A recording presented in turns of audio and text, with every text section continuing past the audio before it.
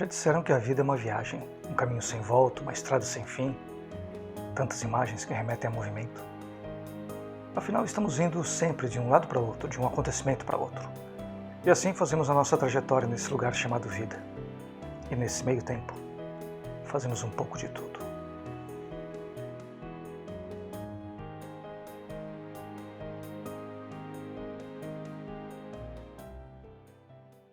Nesse ano tão atípico que passou agora, 2020, aprendemos que o tempo pode ser o nosso maior aliado ou o nosso grande tormento se não soubermos o que fazer com ele. De minha parte, aproveitei esse tempo de parada obrigatória para me conectar com o meu tempo nesse mundo. Pensei muito no que fiz e no que não fiz, quando fiz o que quis e quando não fiz o que quis. Entre idas e vindas nos desvãos da memória, vi que a vida que eu vivi até aqui me trouxe lições, encaminhamentos e encontros inesperados. Assim, me vi frente a frente com a diversidade da minha existência, que por ora compartilho com quem queira embarcar nessa viagem.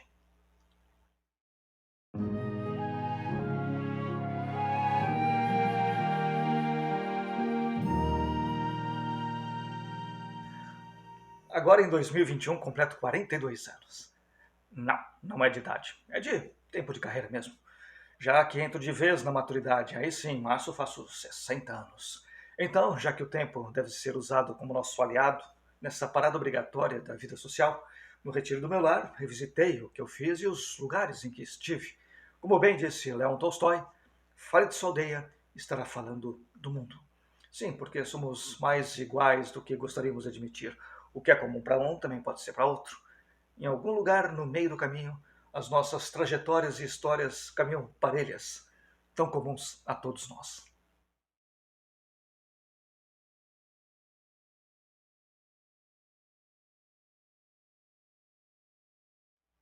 E falando da minha vida pregressa na área cultural, eu espero poder falar de sentimentos, momentos e coisas que digam respeito a qualquer um, pois somos todos feitos do mesmo barro da vida, não é verdade?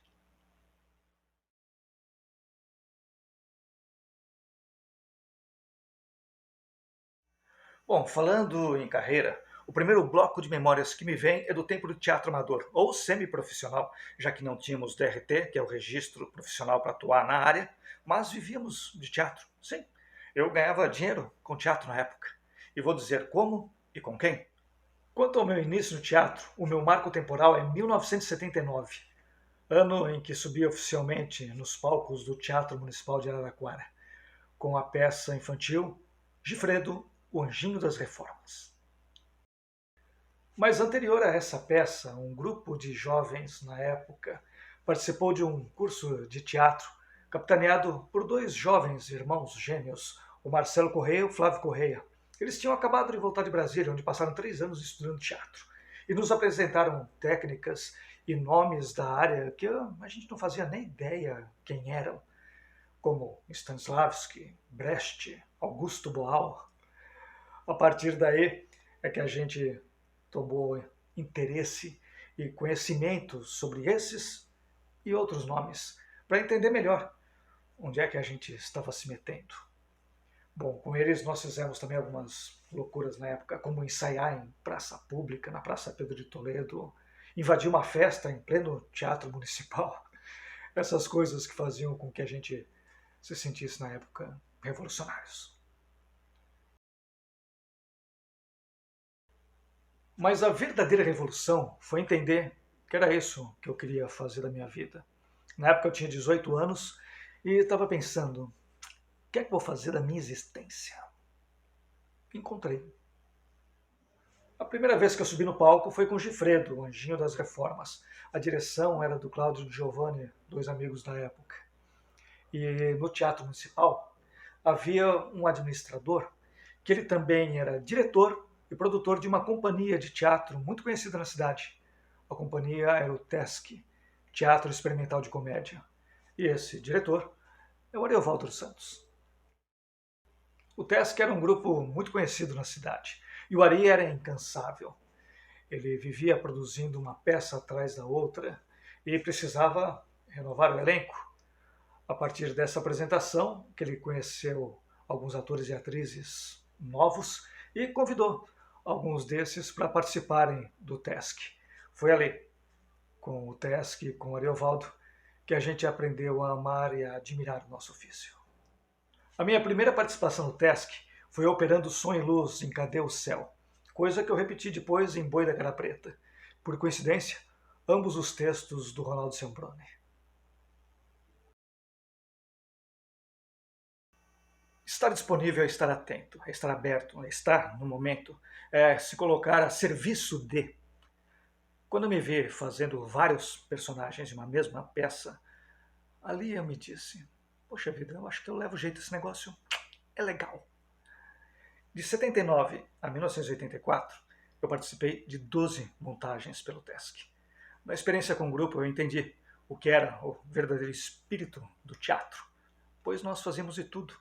Experimentei os afazeres por detrás das cortinas, onde tudo acontece para que tudo aconteça no palco. E em cada montagem pudemos exercitar o domínio de palco, a disponibilidade, o improviso, a troca em cena, o erguer e a ignorar a quarta parede, a se colocar na luz, a fazer maquiagem, a descobrir novos talentos em nós mesmos.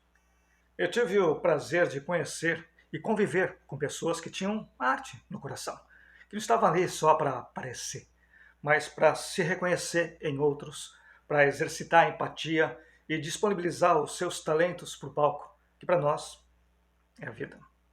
Mas destes, alguns amigos e amigas se foram muito cedo. E o que fica são imagens gravadas nas fotos e na memória, principalmente, de pessoas queridas, dedicadas à sua arte, que fizeram o máximo possível no seu tempo. E que o tempo levou cedo demais cada um deles.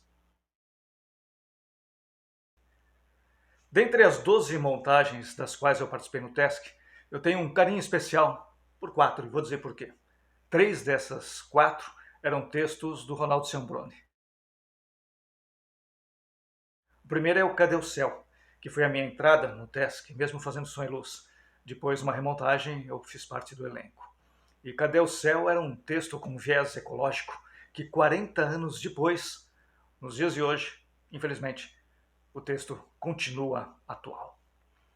A segunda foi O Palhaço Era Meu Tio. Ali eu tive a possibilidade de exercitar a versatilidade em cena, já que na primeira montagem eu fazia vários personagens, dentre eles um anão, que aliás matava os meus joelhos. E na remontagem eu acabei fazendo o personagem título, o Tio. E era um espetáculo muito bonito e muito bem produzido, uma verdadeira homenagem não só aos artistas circenses, mas a todos aqueles que amam e vivem da arte. E o terceiro texto do Ronaldo Semproni foi Como o Vento, um dos raros textos adultos montados durante o tempo em que eu estive no TESC. O Ari havia realizado uma primeira montagem desse texto um tempo antes. O meu personagem, Agberto, foi criado inicialmente pelo querido Eduardo Silveira, numa bela e sensível interpretação. Na remontagem em 83, o Edu não participou e eu assumi a personagem, que era excepcional, literalmente. Para mim foi um desafio e uma oportunidade de exercitar um outro registro de interpretação. E por fim, o quarto espetáculo, que foi a última participação que eu fiz no TESC, com o espetáculo Mônica e Cebolinha no Mundo de Romeu e Julieta, da Yara Maura. Nessa montagem eu fiz o Frei Cascão. Era um musical envolvente, contávamos com um grupo de balé da saudosa e querida Magali Merola, por exemplo. Foi uma grande produção e um final de ciclo bem sucedido. Mas eu sei também das dificuldades para você sobreviver como ator. E quando eu saísse do TESC, como é que ia ser? Assim, voltando no tempo, em 81, eu prestei vestibular para pedagogia na Unesp, em Araraquara. Entrei na faculdade e fiquei 6 meses. Sim, na época eu pensei, eu não quero ser professor, eu quero ser ator. Bom, essa informação é importante e vocês logo vão entender por quê.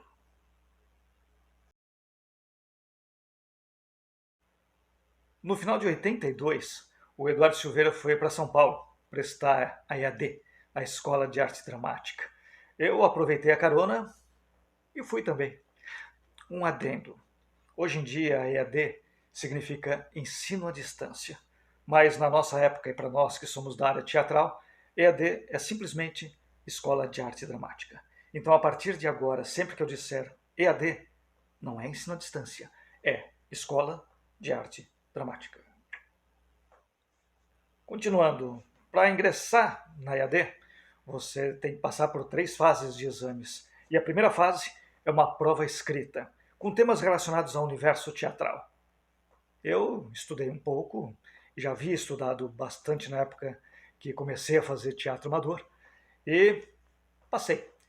O Edu não passou, assim como outras pessoas que eu conheço que também não passaram dessa primeira fase e são extremamente inteligentes, mas por motivos vários, alguns acabam ficando nessa primeira etapa. Eu liguei o dane-se e falei, vou. E fui.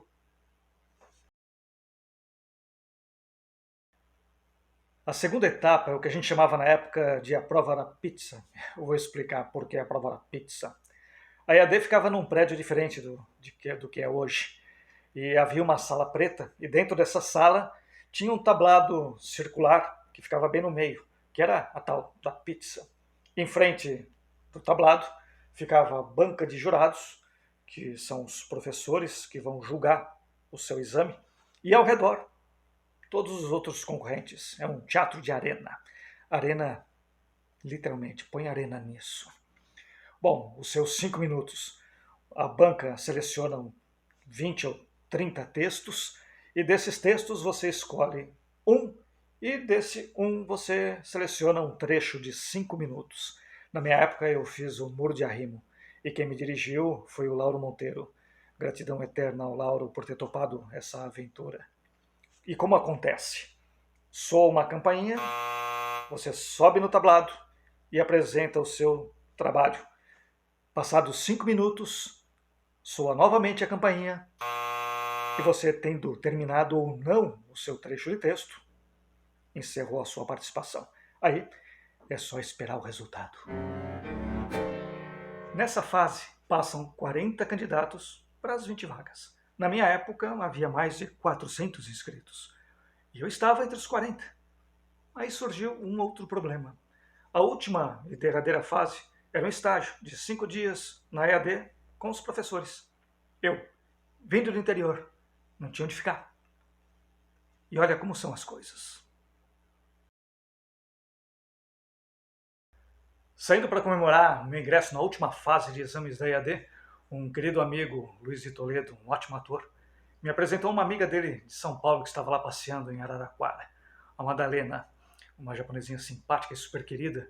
Ela ficou condoída, falou, poxa, você não tem onde ficar? Daqui, vamos resolver isso. Pegou um guardanapo de papel e escreveu um bilhete para um amigo dela, que morava no CRUSP, o conjunto residencial da USP. E ela me disse, vai lá, mostra esse papel e você fica lá esses 5 dias. Bom, e foi isso que eu fiz. Cheguei em São Paulo, fui no CRUSP, bloco F, 5º andar, bati na porta do apartamento, o rapaz abriu, eu entreguei o bilhete literalmente na mão dele, ele leu e me recebeu esses 5 dias. O estágio na EAD foi extremamente envolvente. Eu não tenho imagens da época, bom, acho que ninguém tem, não havia smartphone, né?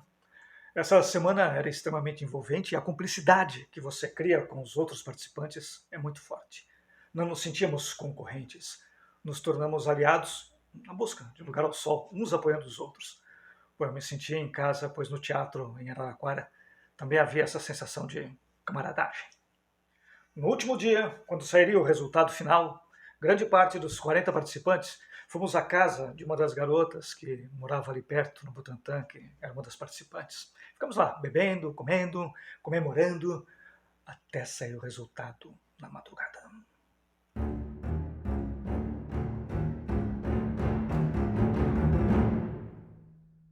Quando saiu o resultado, foi uma choradeira, claro, tanto por parte daqueles que foram aprovados, quanto dos que não foram selecionados, pois estávamos todos irmanados numa mesma emoção.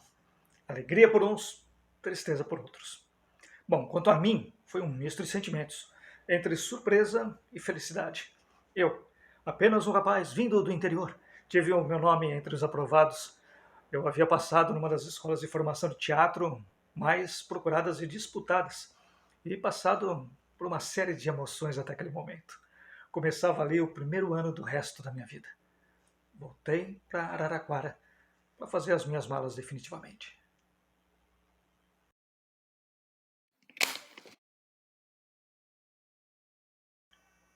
Meus pais nunca se opuseram a nenhuma de nossas escolhas, e olha que somos em 4 filhos, cada um com as suas particularidades. Mas não, eles sempre apoiaram as nossas decisões. E a minha foi mais radical, ir embora sozinho para a capital.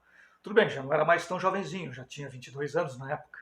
Sabia o que fazia e o que queria. E fui, em busca do que eu quis. E adivinha onde eu fui morar? No CRUSP. E ainda por cima, no mesmo apartamento em que fui recebido, naquela semana de exames finais. Os rapazes que moravam no apartamento haviam terminado os estudos, justamente quando eu entrei. Já nos conhecíamos. Assim, eles saíram e eu entrei. A experiência de viver no CRUSP foi extremamente importante.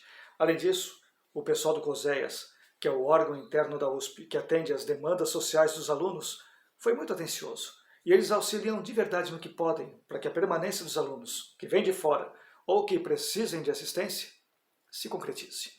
Eu tinha lugar para morar, refeições de graça fornecidas pela universidade, ou seja, eu só tinha que me preocupar em estudar.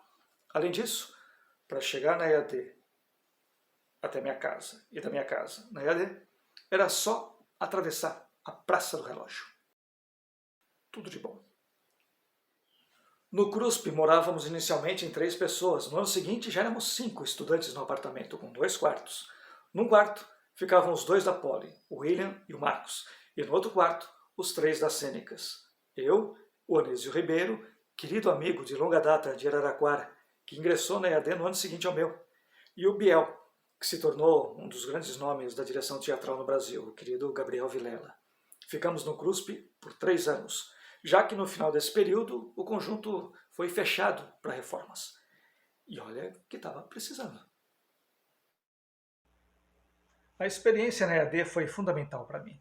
Ali muitas coisas foram determinantes para a minha vida, tanto na parte profissional quanto na pessoal, que se fundem o tempo todo, não é mesmo? Havia 21 pessoas na nossa turma, já que uma das alunas havia sido incorporada de uma turma anterior. Spoiler, começamos com 21 alunos em 1983 e ao final do curso, em 1986, éramos apenas 4. Como isso aconteceu?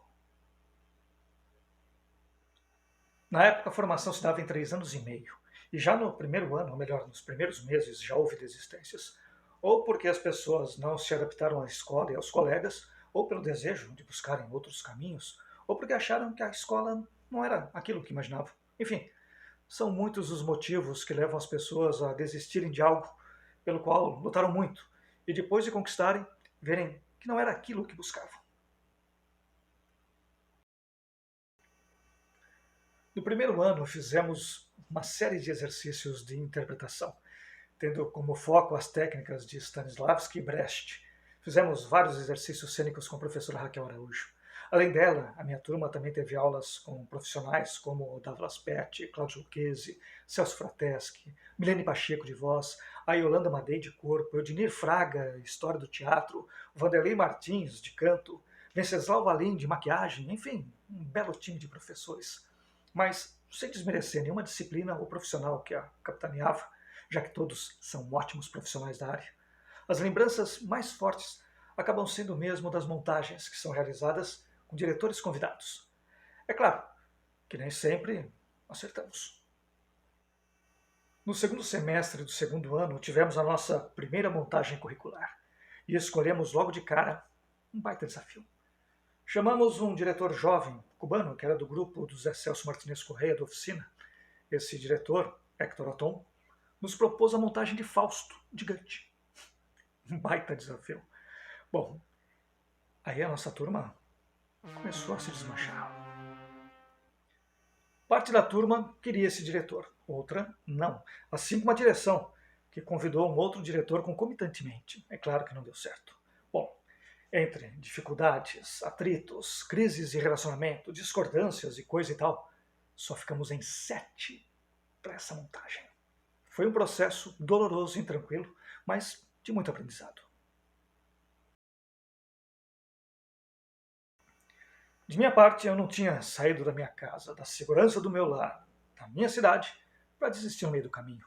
Eu tinha muito claro para mim que desistir não estava em meus planos. E outra, as montagens passam. E a gente se aproveita das experiências boas e ruins para fortalecer o coro. Em fevereiro de 85 estreamos essa peça, um grande fracasso, com críticas nada positivas sobre a montagem. Mas sobrevivemos, quer dizer, a turma não sobreviveu inteira. Dos 7 que haviam resistido, só ficaram 4. Eu, Cristina Sano, Willy Bolle e Marisa Hort. E por incrível que pareça, ficarmos em 4 na turma foi a melhor coisa que aconteceu. Tínhamos aulas exclusivas e, bem dizer, particulares, e claro, os conflitos eram bem menores. Além disso, tivemos a oportunidade de exercitar de forma muito mais contundente, já que éramos somente 4, as atenções não precisavam ser divididas por mais ninguém. Ainda em 85, fizemos uma montagem da Serpente, de Nelson Rodrigues, com direção do Douglas Pett, um exercício interno da EAD. E na sequência, as 2 montagens pelas quais adquirimos um grande carinho e que nos proporcionaram contato com 2 diretores pelos quais sempre tivemos grande admiração e que se tornaram nossos queridos amigos, o Zé Rubens Siqueira e o Francisco Medeiros. O Zé Rubens foi um paizão para nós. Com ele fizemos o exercício de interpretação maravilhoso, uma colagem de cenas das peças de Nelson Rodrigues, que cá para nós é um prato cheio para atores e atrizes, não é não?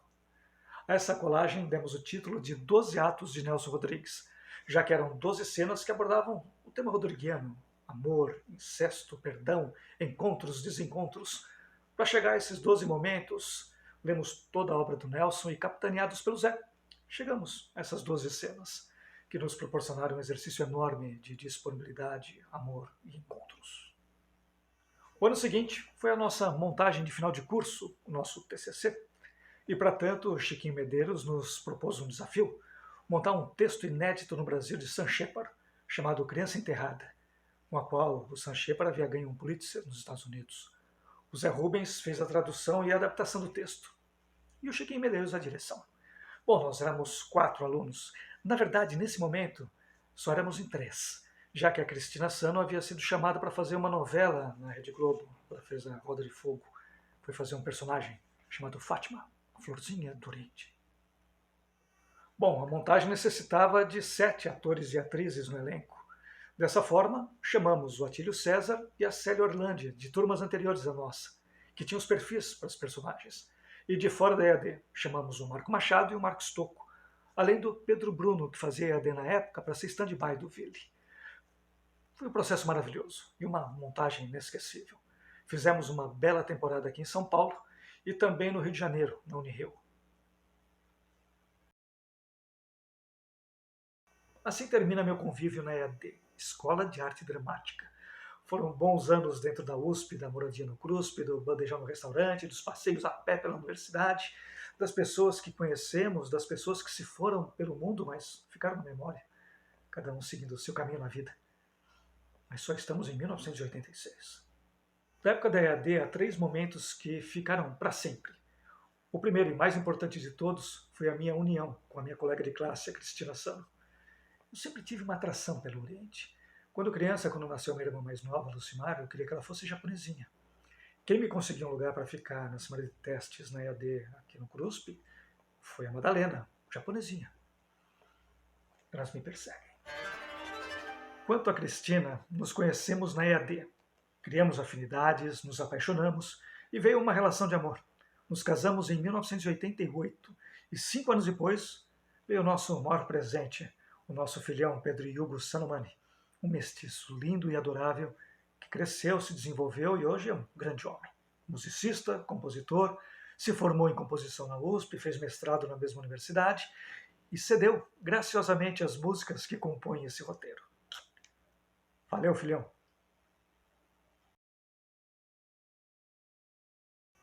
Além desse presente na EAD logo no início, em 83, eu acabei indo parar no meio publicitário.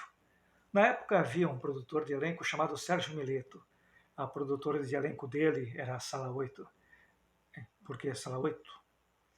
Porque ficava numa sala de número 8.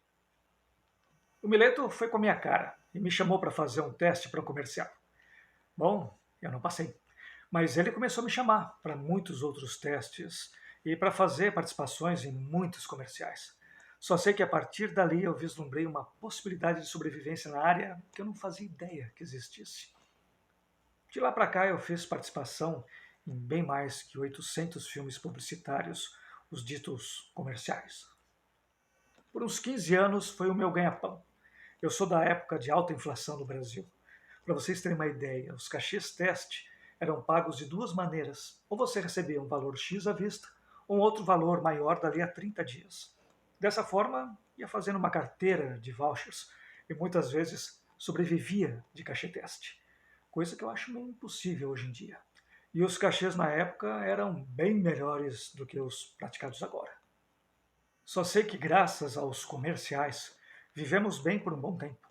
Viajei por todo o Brasil, gravei em quase todos os estados e pude filmar também na Argentina, na Venezuela, Portugal. Viajar é muito bom. Aliás, essa é uma peculiaridade que me acompanha desde o meu início na área artística. No teatro também viajei muito, nos comerciais, idem. E no trabalho sobre o qual falarei mais à frente, também viajei por todo o país, fui para Cuba, enfim, viajar é uma viagem. Nos tempos da EAD eu comecei uma atividade que me acompanha até os dias de hoje, e esse foi o meu terceiro presente. Em 85, o Cláudio Lucchesi, que era o diretor da EAD na época, fez um convênio com a Secretaria Municipal de Cultura de São Paulo. Dessa forma, nos teatros onde nos apresentávamos com as montagens regulares, os atores, alunos da escola, ofereciam oficinas de teatro para outros jovens da região onde estavam localizados aqueles teatros. Na época, a nossa peça em questão era o Fausto, e o teatro onde estávamos foi o Arthur Azevedo na Moca. E este foi o impulso. Dali em diante, eu e a Cris também fizemos uma parceria nos cursos. Na sequência, demos uma oficina em São José dos Campos e não paramos mais. Lembram que eu havia entrado na faculdade de pedagogia e desistido 6 meses depois porque eu não queria ser professor e sim ator? Pois é, através do teatro, eu me tornei professor. Muitos anos depois, eu acabei me formando em letras. Assim, eu me tornei de fato professor. Na verdade, eu prefiro o termo facilitador, pois eu nunca dei aulas em escolas normais, mas acabei ingressando de cabeça no terceiro setor. Depois que saí da EAD, só restava entrar de cabeça na vida de ator profissional. Mas e aí? Haveria trabalho? Haveria convites? Por isso acho importante buscarmos diversificar as nossas possibilidades para não dependermos de uma coisa só. Há aqueles que pensam de forma diferente, que é focar em uma coisa e ir em frente. Há outros, como eu, que preferem várias frentes para justamente ter alternativas. Cada um deve buscar dentro de si e dos seus recursos pessoais qual o melhor caminho. Acho que essa busca é que irá definir, de certa forma, como se dará a nossa sobrevivência na área. Temos mais incertezas do que certezas, não é mesmo? Mas devemos nos apegar ao que de fato vai no nosso coração e irmos fazendo o que é possível, tanto no teatro quanto fora dele. Bom, para mim, pelo menos, é assim que tem funcionado. Mas voltando no tempo, em 1987, o saudoso Emílio de Biasi convidou o elenco da peça Criança Enterrada para fazer parte do seu novo espetáculo, chamado O Tempo e a Vida de Carlos e Carlos. Foi uma montagem experimental, tendo como mote o teatro de Bob Wilson. Éramos um grupo de atores e atrizes, junto a bailarinos, realizando o espetáculo todo em câmera lenta. Eu lembro que a preparação foi bem intensa, tivemos que reaprender a ver tudo no outro ritmo. Lento. Muito lento. Mas foi uma experiência interessante. Eu posso dizer com certeza que cada montagem de teatro equivale a uma pós-graduação. Você tem que estudar muito sobre cada peça, a época em que se passa, as circunstâncias que envolvem a trama, as relações que se entrelaçam, a vida da sua personagem e as suas correlações, enfim. É preciso criar um vasto repertório de conhecimentos e de habilidades físicas e emocionais. Carlos e Carlos, por exemplo, era sobre Carlos Lamarca e Carlos Marighella, dois personagens controversos, considerados subversivos para uns e heróis para outros. Assim, cada montagem necessita de uma determinada abordagem, com muitas pesquisas, pois no teatro, o ser tem poder. Mas muitas vezes o ser quase se transforma em algo real. Em 1989, por exemplo, tivemos uma experiência quase fatal. A Cris estava fazendo uma outra novela na Globo, Bebê a Bordo, do Carlos Lombardi. Ela fazia uma personagem chamada Grega. Pois bem, ela iria gravar a sua última participação na novela no dia seguinte. A personagem dela morreria no atropelamento, um acidente de carro. Bom, resolvemos sair para comemorar. Estávamos eu, a Cressano, Carlos Fariello e o Marcelo Mansfield. O CAF era amigo da época da EAD.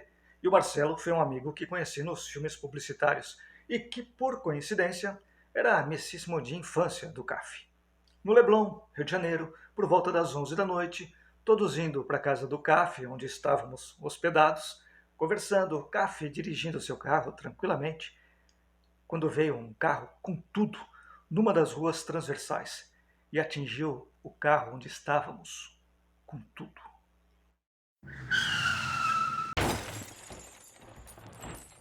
O carro do CAF capotou, se arrastou até quase o meio do quarteirão. Resultado, o CAF ficou preso nas ferragens com a perna muito ferida, ficou mais de anos em tratamento.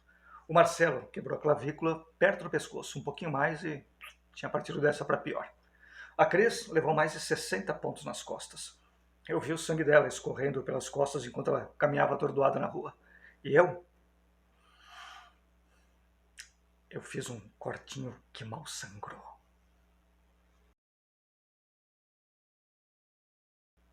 Claro que a Cris não gravou no dia seguinte. Eu liguei para a produção e contei o que aconteceu.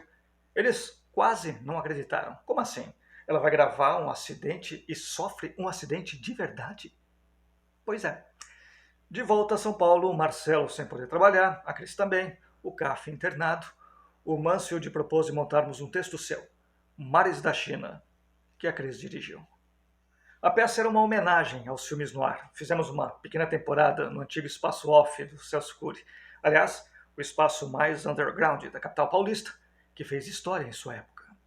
Bons tempos. Esse período foi bom para pensarmos na vida. A Cris aproveitou e escreveu um belo texto de teatro que montamos no ano seguinte, em 1990, A Mulher da Ilha. Isso é uma peculiaridade da nossa área. Se não há trabalho como convidados, fazemos o nosso próprio trabalho e convidamos os outros a compartilharem. Assim foi com a Mulher da Ilha. A Cris conseguiu um patrocínio no antigo Banespa através do seu ex-chefe. Sim, a Cris foi bancária por alguns anos, até largar tudo e viver o seu sonho. A Mulher da Ilha foi uma montagem que nos permitiu exercitar uma área diferente da qual estávamos acostumados. A produção. Quando você produz um espetáculo, há diversos afazeres sobre os quais quem desempenha somente o trabalho como ator ou atriz não faz ideia, como a gente não fazia. Ainda mais quando a grana é curta. O patrocínio que a Cris conseguiu era uma fração do orçamento total, mas para nós era tudo o que tínhamos. Assim fizemos uma limonada com os poucos limões que tínhamos. Quem já produziu sabe muito bem como é isso. Mas conseguimos montar o espetáculo com um ótimo elenco e fizemos uma temporada exitosa no Centro Cultural São Paulo e depois no Cacilda Becker, na Lapa. A imagem que sempre me vem à mente quando penso na vida no teatro é da Fênix, a ave mitológica que renasce das próprias cinzas. Porque é isso mesmo que fazemos em cada montagem, em cada novo trabalho, cada novo ciclo. Em nossa área, tudo tem um começo, meio e fim, sempre. Começamos um novo projeto com uma vida curta, o realizamos com todo afinco e quando termina, pouco tempo depois de ter iniciado, já temos que pensar de novo. O que eu vou fazer agora?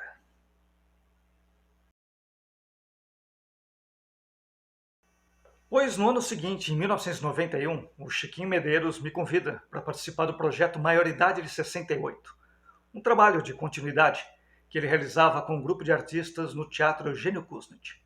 Me convidou para fazer parte do elenco de Homeless, texto da Noemi Marinho. Um trabalho contundente, que abordava a vida das personagens que vivem às margens, na franja da sociedade. Algo tão presente e frequente ainda nos dias de hoje, infelizmente. Dessa montagem, eu guardo no coração a nossa convivência com as pessoas em condição de rua. São histórias de perdas, de esquecimentos, de apagamentos e, ao mesmo tempo, de tantos encontros, de compartilhamentos, de sobrevivência. Algo que me moveu para atuar no terceiro setor, como veremos mais à frente. O mesmo Chiquinho Medeiros me convidou para fazer parte do elenco itinerante do SESI em 1993, ano em que nasceu o meu filho da Cris. Aliás, acho que foi por isso mesmo que ele me convidou. Ele e o Zé Rubens Siqueira, que fazia os cenários e figurinos das peças do SESI na época.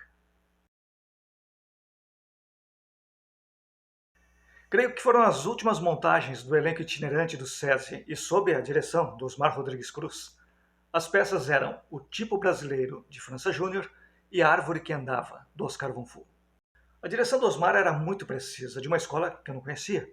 Durante os ensaios, ele propunha que quebrássemos a quarta parede em alguns momentos, flertando com a plateia, e depois continuássemos com as cenas. Nos ensaios isso soava muito estranho, mas no contato com a plateia tinha um efeito imediato. As piadas funcionaram todas. Ele tinha uma incrível visão do espetáculo. Havia um personagem no tipo brasileiro que era o criado mudo, literalmente. O Fausto Franco não dizia uma palavra em cena, e o Osmar dizia que a personagem é quem roubaria a cena. Dito e feito. No final das apresentações, as atenções eram voltadas para quem? O criado mudo, tiro e queda. Graças às ações dirigidas pelo Osmar e à interpretação do Fausto, claro. Foi uma grande escola. Viajamos por muitas cidades pelo interior de São Paulo e litoral. Estão vendo essas duas criancinhas aí da foto? O mesticinho é o Hugo, meu filho da Cris, e essa menininha gracinha é a Daphne Bozaski, filha da Ivete Bozaski. A menina cresceu e se tornou uma ótima atriz, como provou em Malhação. E esse menino cresceu e se tornou um ótimo músico, como tem provado em vários trabalhos. Mas o melhor de tudo é que ambos se tornaram ótimas pessoas. Ficamos um tempo sem fazer teatro, fazendo outras coisas dentro das nossas várias atividades. Então, em 1996, eu escrevi, dirigi, produzi e até atuei no espetáculo Do Reciclar, a Canção do Retorno, sobre o descarte de materiais. No elenco, contei com velhos e novos amigos e montamos um belo time para o espetáculo. Mas em 1998 tivemos uma experiência que foi ao mesmo tempo muito gratificante, muito frustrante. A Cris escreveu um texto chamado Shizen, calcado na cultura japonesa. Pena que não temos fotos. Era um elenco muito grande, gente boa da área. Eu vou citar alguns nomes que eu lembrar de cabeça agora. A direção era do Paulinho de Moraes, no elenco tinha a Lilian Sarquis, Eduardo Leão, eu, Crissano, iniciando na carreira o querido José Roberto Jardim, que inclusive dirigia as coreografias de lutas, já que ele era campeão mundial de Kung Fu. A ideia é que fosse um espetáculo evento, mas o vento levou. Não conseguimos patrocínio e sem grana era impossível continuar o trabalho. Depois de meses e meses de ensaios, fizemos algumas apresentações de uns quadros no evento Mundão, na inauguração do Sesc Santo Amaro, e uma performance na Bienal das Artes de São Paulo, no evento da Fundação Japão, realizado justamente no pavilhão japonês do Parque do Ibirapuera. Assim, pelo menos, matamos a vontade de fazer alguma coisa ali naquele espaço. Valeu. Assim, demos mais um tempo longe dos palcos, mas não das atividades artísticas. Até que em 2003 veio um dos trabalhos mais gratificantes, apesar das dificuldades, que sempre há. O grupo Bonecos, Poesia e Companhia. Uma das diversas atividades das quais participei foi no terceiro setor. Depois eu vou falar disso. Mas uma novidade foi termos tido a chance de formar um grupo de teatro para apresentar gratuitamente para um público cativo. Eu explico. Em 2003, foi inaugurado o Centro de Atendimento ao Trabalhador, uma OCIP voltada para o atendimento ao trabalhador em condição de desemprego. Na época havia 5 unidades de atendimento espalhadas pela capital. O nosso grupo de teatro, Bonecos, Poesia e Companhia, tinha a função de entreter as pessoas e informar enquanto aguardavam para serem atendidas. O desemprego nos grandes centros, infelizmente, nunca foi uma novidade. Não tínhamos um número tão grande de pessoas sem trabalho como hoje em dia, mas o afluxo de pessoas em condição de desemprego ainda era bem grande. Enquanto esperavam pelo atendimento, nós os entretínhamos com números de música, poesia, clown, teatro, teatro de bonecos, enfim, várias linguagens que nós 4 desenvolvíamos. Eu, Cristina Sano, Carlos Fernandes e Isaías José Zazá. O título de nossas apresentações era Que sinais deixaremos para o homem do futuro? Bom, estamos rondando essa pergunta até hoje, não é mesmo? Esse trabalho durou 1 ano e meio, mais ou menos, até que os recursos minguaram e tivemos que parar. Mesmo assim, o grupo teve uma sobrevida e algumas modificações, quando a ONG assinou um convênio com a Secretaria de Assistência Social da cidade de São Paulo. Dessa forma, fizemos um trabalho chamado Tendas Lúdicas. Esse consistia em montarmos uma enorme tenda em praça pública, fizemos muitas apresentações na Praça da República, algumas à luz, e ali realizávamos apresentações abertas, tendo como foco, principalmente, os moradores de rua. Esses eram chamados pelos assistentes sociais para assistir ao espetáculo. Depois fazíamos uma oficina de alguma atividade cultural com eles, de música, de teatro, colagem, enquanto os assistentes sociais procuravam se aproximar, com o intuito de auxiliá-los na saída das ruas.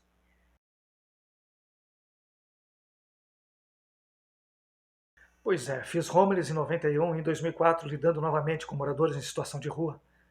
Uma realidade que tem aumentado exponencialmente aqui em São Paulo. E infelizmente parece que em todo o Brasil. Eu tinha a pretensão de mudar o mundo com o teatro. Eu sempre imaginei que o teatro mostraria o seu verdadeiro poder quando tivesse um teatro em cada esquina, assim como tem campinhos de futebol em cada canto. Por do engano.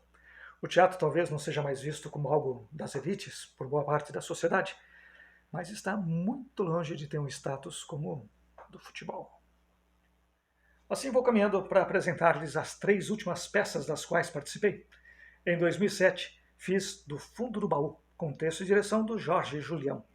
Pena que não tem imagem nenhuma. Em 2009, fiz O Rapto da Princesa, com texto e direção do Sérgio Oliveira. Essa foi a minha última montagem de teatro infantil até aqui. Eu fazia um burro falante. Foi uma experiência divertida junto a um pessoal muito talentoso. Foi muito bom.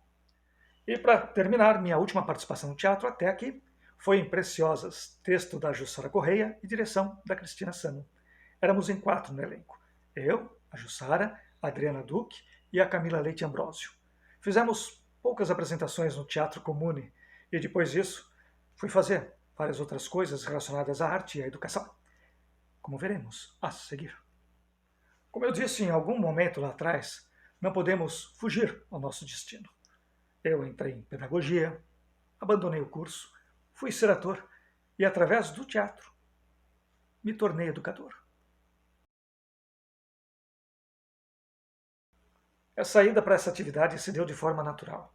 Primeiro ministrando oficinas de teatro, depois atuando como facilitador em treinamentos junto a empresários e, por fim, atuando no terceiro setor de forma mais assídua. Minha ida para o terceiro setor teve o apadrinhamento da Elida de Castro e do Ricardo Bonani. Eles também são da área educacional e da área artística, 2 queridos amigos. Em 2001, eles fizeram um projeto para o governo federal da época de treinamento para jovens lideranças em um programa chamado Portal do Alvorada. Era um programa capitaneado pela ONG APCS, Associação de Apoio ao Programa Capacitação Solidária, liderado pela antropóloga e educadora doutora Ruth Cardoso, que coincidentemente também era de Araraquara, sabiam? Pois é. E me convidaram para fazer parte do time de facilitadores. Havia também um time muito competente de gestores e nós, facilitadores, viajávamos pelo Brasilzão afora, ministrando as atividades. As localidades onde havia o portal eram aquelas com menor IDH, ou seja, localidades com mais carências. As jovens lideranças eram treinadas para atuarem como um elo entre as necessidades das comunidades e o governo federal. Os cursos duravam 1 semana, tinham aulas o dia inteiro e eram compostos por jovens de várias cidades no entorno do local dos cursos. Os temas eram gestão, técnica de reuniões, liderança, negociação, criatividade, relações interpessoais, visão de futuro. Tudo apostilado e, principalmente, praticado. Aplicávamos muitas dinâmicas. Imaginem, segurar de 30 a 60 jovens por turma. Bom, quando tinham mais alunos, eram 2 facilitadores. E durante 1 semana, fora de casa, cheios de adrenalina, novidades, amizades. Oh, tínhamos que ter o controle sobre as turmas, senão, bye bye.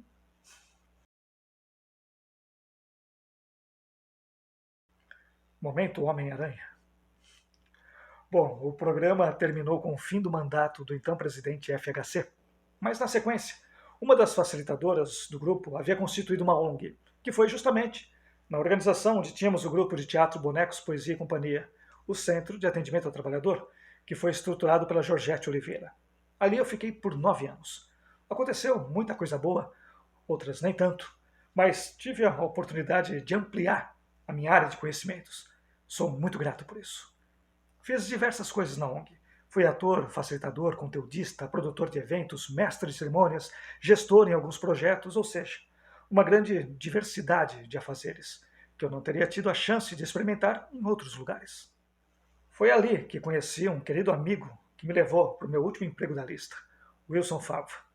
Wilson participou em vários cenários da luta operária na época da ditadura, tendo sido exilado, deportado, perseguido, lutado e sobrevivido. Graças ao camarada Wilson, eu conheci de dentro um pouco sobre o movimento sindical do Brasil. Ele era o coordenador das atividades da Secretaria Nacional de Formação em uma grande central sindical aqui em São Paulo. Quando eu fui contratado para trabalhar com ele, por motivos internos ele foi deslocado para desenvolver o mesmo trabalho numa das federações associadas da central. E eu fiquei como responsável pela organização, conteúdo e como facilitador numa das partes dos conteúdos dos cursos. Bom, em 5 anos de atividades na Secretaria Nacional de Formação, fizemos dezenas de cursos por todo o Brasil. Mas mesmo assim, o universo acerca dos sindicatos foi uma novidade para mim. Eu entendi que, por isso mesmo, o Pereira, o meu chefe na época, resolveu me chamar. Eu não tinha vícios de sindicalista. Eu estudei muito e aprendi muito mais na convivência com as lideranças sindicais durante os cursos. Aprendi muito também com os outros facilitadores que compunham o corpo de educadores, como os profissionais destacados pelo DIESE e também o pessoal do DIAP, o Marcos Verlaine e o Alisson Alves. E a querida Márcia Menezes, da Plenavox, que ministrava o curso de oratória.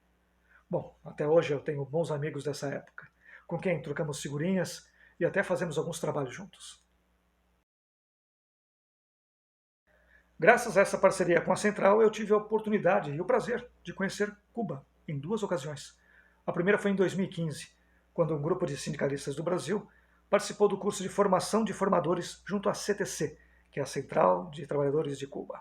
Pudemos conhecer um pouco da estrutura sindical cubana e como se dava a atividade instrucional dos seus afiliados, além da possibilidade de passearmos um pouco pela ilha, que ninguém é de ferro, não é mesmo? Só tem preconceitos com a ilha quem não a conhece. Há problemas? Muitos. Mas se não fosse o embargo dos Estados Unidos, certamente Cuba viveria uma realidade muito diferente. E mesmo assim, lá, eles só têm destaque em 3 áreas: saúde, educação e segurança. Só isso. E a segunda oportunidade foi em 2016, quando participei de um curso junto a lideranças sindicais de vários países da América Latina. Havia só 2 do Brasil. Mais sindicalistas da Argentina, Chile, Panamá, Porto Rico, México e Colômbia. Temos um grupo no WhatsApp até hoje, onde nos mantemos a par do que acontece em nossos países. O tema desse trabalho é a diversidade, no caso de atividades, e a diversa idade, no caso, não precisa nem comentar, pois o tempo se encarrega de ditar suas regras. Mas eu e a Cris tivemos a oportunidade de fazer vários trabalhos juntos. E um deles foi muito gratificante, foi Chiquititas, em 1999. A Cris foi chamada para viver a mãe da personagem Belle, vivida pela talentosa e querida Vivian Nagura. E a personagem da Cris tinha um marido, que seria o padrasto da Belle. A Valéria Sandro, que fazia a personagem Teresa na novela, já era nossa velha conhecida e amiga de outros carnavais. Sabendo que eu era marido da Cris, me indicou para o papel. Bom, para a produção seria uma economia, pois não precisariam alugar 2 apartamentos em Buenos Aires, já que éramos um casal na vida real. Assim, fomos fazer a novela. E eu tive a oportunidade de fazer o meu primeiro e único vilão, o que foi um grande barato. A minha sobrinha de Araraquara, Vanessa, foi com a gente para ficar com o nosso pequeno enquanto gravávamos, afinal ele só tinha 6 anos na época. Dessa forma, conhecemos um pouco da Argentina e tivemos a oportunidade de fazer parte de uma história que perdura até hoje. Afinal, Chiquititas tem fãs-clubes fiéis e duradouros. Eu fiz pouca TV durante a minha carreira, tirando os filmes publicitários. Uma primeira experiência foi com teleteatro na TV Cultura, na época da EAD, quando Miroel Silveira me convidou para fazer duas participações, em Senhora da Boca do Lixo e Por um Triz Coronel, ambas em 85. Na Globo eu fiz a oficina de vídeo em 86, quando a Cris foi fazer Roda de Fogo. Eu fui com ela e fiquei um tempo no Rio e acabei fazendo a oficina de vídeo, que na época era capitaneada pelo Cecil Thierry e o Beto Silveira. O Beto foi diretor da EAD quando nós entramos. Assim eu fiz algumas participações em algumas novelas. Muito tempo depois, acabei participando de alguns episódios de Retrato Falado, um quadro da Denise Fraga que fazia parte do Fantástico, que era dirigido pelo marido dela, o Luiz Vilaça, que eu havia conhecido dos filmes publicitários, quando ele estava em início de carreira. Como perceberam, há toda uma teia de relações que permeiam as nossas atividades pela vida. E como último trabalho em TV, eu cito o Doutrinador, o filme seriado. A direção foi do Gustavo Bonafé e produzido pela Paris Filmes, para o canal a cabo Space. Foi filmado em 2018 e apresentado em 2019, no cinema e na TV a cabo. A nossa profissão tem muito disso, né? Um dia você é chamado para um papel legal, no outro para uma participação pequena. Mas é importante se manter presente, porque você nunca sabe os presentes que virão a partir do momento em que você se dispõe a fazer parte de tudo isso. Assim foi com mais um presente que ganhei de novo através da Cris. Ela faz parte de um grupo de atores niqueis chamado Coletivo Oriente-se.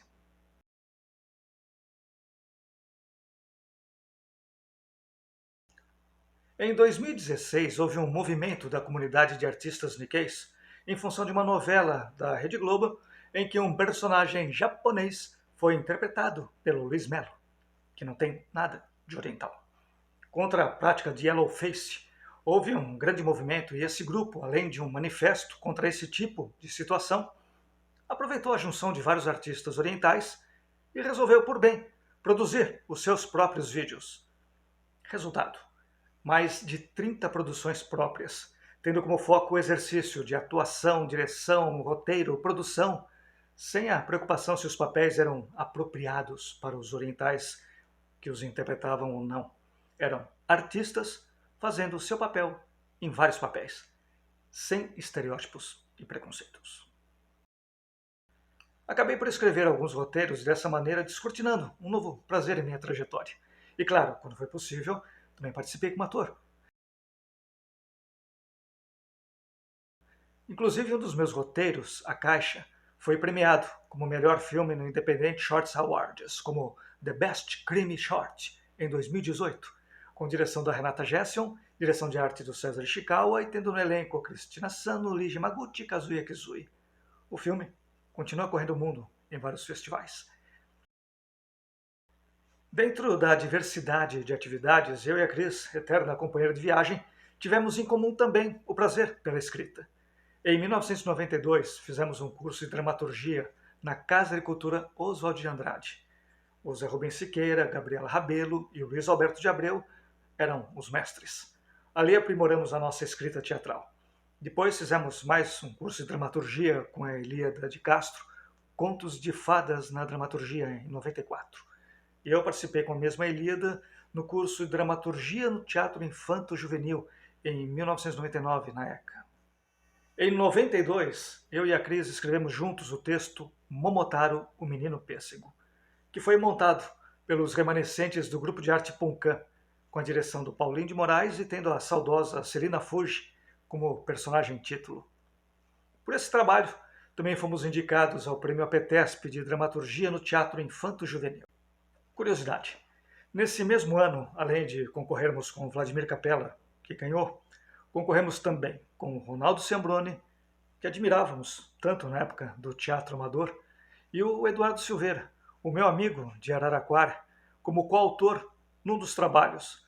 Bom, o caso do Edu foi em memória, já que ele havia falecido pouco tempo antes. Mas o curioso foi estarmos juntos, em posição de igualdade, no mesmo ano, na mesma categoria, concorrendo todos juntos. Escrever sempre foi um grande prazer. Tanto que resolvi fazer o curso de letras não para me tornar professor, mas para buscar escrever melhor. Foi, aliás, através da escrita que eu tive o prazer de realizar a minha atividade mais recente. Um querido amigo do sindicato, o Ricardo Flight, me convidou para escrever sobre teatro no site que ele criou.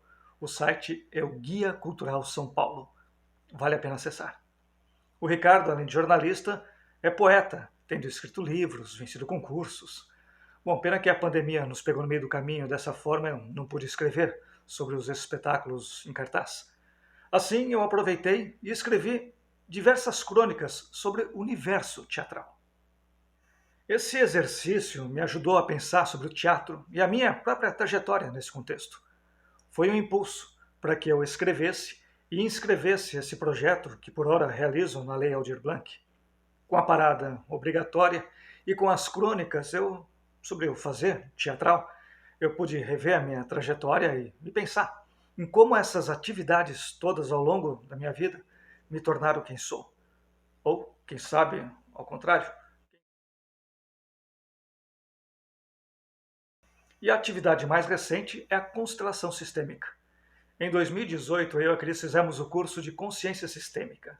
Para quem não sabe, a constelação é uma prática terapêutica que consiste em olhar para o seu sistema de origem, a fim de revelar e resolver os seus emaranhados pessoais. É uma prática terapêutica que foi desenvolvida pelo alemão Bert Hellinger e que acabou sendo disseminada por todo o globo como uma terapia breve, concisa, precisa e certeira.